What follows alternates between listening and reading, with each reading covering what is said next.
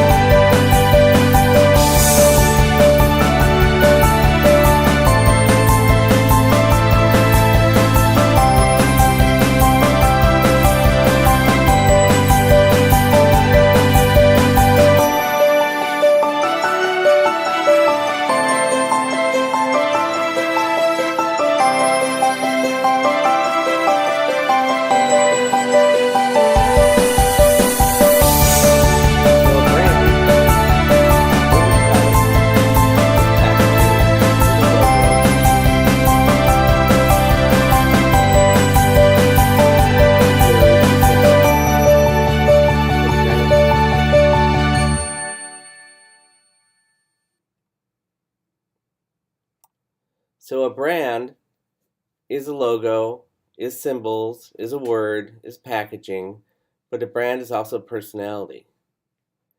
A brand is a collection of perceptions in the mind of the consumer. This list here shows you the top brands in the United States in 2014. Many of them are technology brands. Now, you have a brand, but so does many other people. So how do you differentiate this brand? Cell phones. There are hundreds of cell phones. How do you make yours stand out? There's many parody products. These are milk, soap, dishwashing detergent, washing detergent, and sugars. How do these companies differentiate themselves? Procter & Gamble, as you read in the book, has 4 or 5 different washing detergents. How do they differentiate those from each other? One uses bleach, one might be positioned by its pricing. There are many elements. Gum. Gum has become a huge category, and they've been becoming very clever about how they sell and package gum. So what we have is many hundreds of thousands of brands. We have brand clutter. How do you make yours stand out, be different?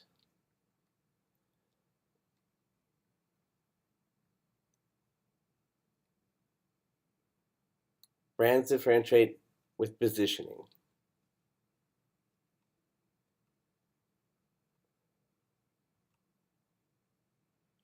How do you make yours unique? What do you do? A positioning statement states what you have found, and from your research that you've done last week and this week, you want to determine maybe one, where you think the brand does exist, or maybe where you want to reposition it. Repositioning is happens all the time, and Jack Trout wrote a book on this. He's a famous man in advertising. And so it's the idea of sort of like that Marlboro cigarette that we read about in chapter 1 or watched in the movie, where it was originally positioned towards women and didn't do too well. And then they repackaged it and they repositioned it to the demographic of men. And it was a huge hit. So it's really important with the research that you did, with your situation analysis and the SWOT, to then take that information and see where your product can be positioned. Another thing to consider is the competition. Do you want to keep the same space as your competition, or do you want to stake out a separate space, different? Such as coffee's all the same, so how does Starbucks position itself differently than Dunkin' Donuts? Or do they? Next is a really very clear, well-stated video about marketing with positioning and differentiation that we've just been discussing. It also discusses a value proposition. Value proposition to us in advertising is a positioning statement, which we'll discuss after this short video. Hello, this is Brian McCarthy. In this short video, we will discuss the key marketing concepts of positioning, differentiation, and value propositions. We will begin, as always, with a reminder of the importance of keeping in mind a broad perspective on marketing. Today we talk about positioning, differentiation, and the value proposition, but we will also keep in mind segmentation and targeting, the 4 Ps, brand, certainly customers, the strategic goals of the organization, and the context within which marketing takes place. The importance of driving revenue and profit, the ever-present competition, ongoing feedback and research, and of course teamwork and organization.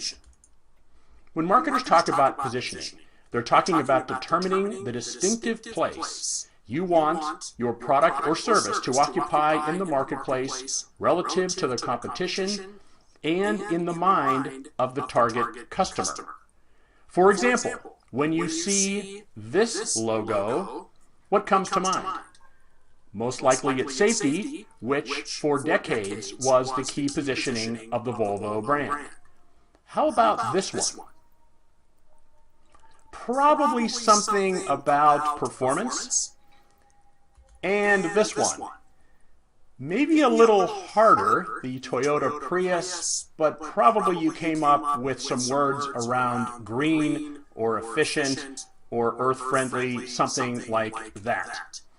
Marketers use a tool called a positioning or perceptual map to show in 2 dimensions the desired place they'd like their product or service to occupy in the marketplace relative to the competition and in the minds of the target customer.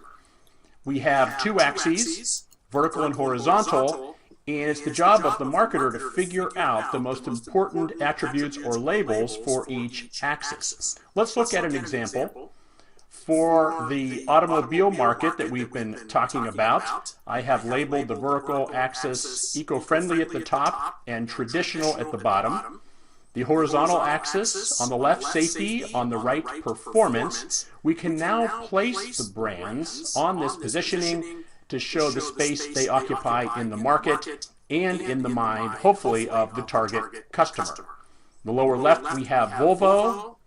In the lower right, BMW. But where should Prius go? I struggled a bit with this. I ended up putting it in the middle of the horizontal axis and then, of course, toward the eco-friendly label. But a positioning map is a very useful tool for positioning discussions. What about differentiation? Differentiation is a closely related topic to positioning. It's designing your product offering so that it has one or more unique qualities that are, number one, valued by your customers, and number two, consistent with your chosen positioning. Marketers, companies, organizations have many tools to differentiate their product. Certainly one is the features that you build into your product or service. Think about vitamin water. It starts out as water, we suppose. Color, flavor, and vitamins are added. Think about Starbucks. They differentiate in a number of important ways. One of them is personnel. They devote a lot of energy and time and money to training their personnel so that when you go into a Starbucks, you receive excellent service no matter where you are in the world. Our third example is channel of distribution. Are you surprised to see this one on the list? Think about chainsaws, in particular the Stihl brand of chainsaws. You can only buy them through authorized Stihl dealers who are specially trained to offer excellent service and support. They'll help you pick the right chainsaw, and they'll help you figure out how to use it and provide any after-sale service that you might need. Finally, of course, you can differentiate through image. Think about Coca-Cola, a pretty obvious example, but it's remarkable what they've accomplished with their image. An image that promises us happiness, a more vibrant life, if we buy and drink their cola. But how much differentiation, how much uniqueness do we need in our product or service? We don't need to be better in every single category that matters to customers. In some categories, we're going to be at parity. We call these points of parity, or POP. These are the features of our product or service that approximately match what the competition is offering. But then we are going to need points of differentiation, one or more key features of our product or service that give us a clear competitive advantage over the competition. We can certainly beat the competition by giving our customers more. But are there situations in which fewer features can be better? Can you think of any? There have been some best-selling books which argue that the answer is yes. The book Different by Young Mi Moon, Blue Ocean Strategy by Kim and Ma Bournier, and The Innovator's Dilemma by Clayton Christensen all talk about the importance of finding customers who will value a unique offering which might be simpler and more convenient than what they have been able to get in the past. By the way, I highly recommend all three of these books. Here's the idea in action. Marketers need to look for opportunities to eliminate one or two traditional product attributes while adding in new and unexpected ones. One of the examples Young Mi Moon talks about in her writing is IKEA. They removed furniture assembly, which is pretty incredible, and then added in things like childcare in their stores and even a cafeteria.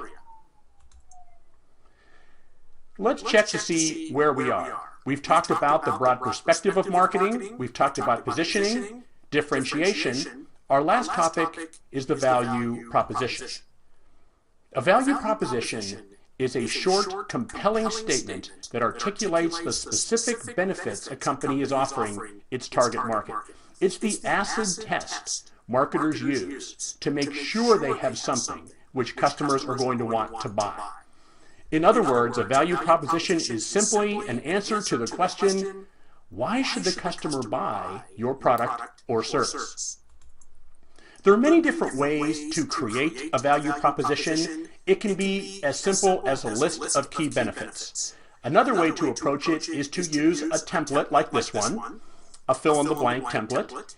When our customers buy and use our product or service instead of a competitor's solution, then they will receive what key benefits, not features, but benefits, because of the differentiation, what unique capability backs up those benefits. Here's an example. Let's pick a merino wool t-shirt. When our customers buy and use our 100% merino wool t-shirt, instead of a traditional cotton t-shirt, then they will receive warmth, comfort, and a snug fit because of the insulation and softness provided by 100% merino wool and our special fitted design. I have a question for you. What is the value proposition for a key product or service offered by your organization? If you're a full-time student, you can think about the value proposition for one of the programs your university offers. Let's put it all together. Positioning, determining the distinctive place you want your product to occupy.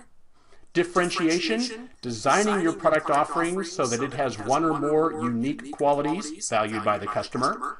And the value proposition, an answer to the question, why should the customer buy your product? In this video, we covered a broad perspective on marketing. We talked about positioning, differentiation, and the value proposition. Thank you for watching, and I'll see you online. All right, so what we're going to be doing is we're going to be creating a positioning statement. Instead of value proposition, very similar but different, because we are trying to position our product in the family of products for our category. So it's a really great idea to do a perception map. Figure out where you can do this in your head, or you can write it down. It's sort of like a scratch note of where you're located in any kind of point of a chart. So remember, we saw several different charts. We saw the Footcomb Belding, the FCB chart. We saw the Kim Lord chart. We've also discussed marketing, love marks. So where does your product sit? And then take a look at this template. I provided one that you can print out, write on, and scan back. It's similar to this one, just slightly different. But fill that out. It's really going to inform your creative brief.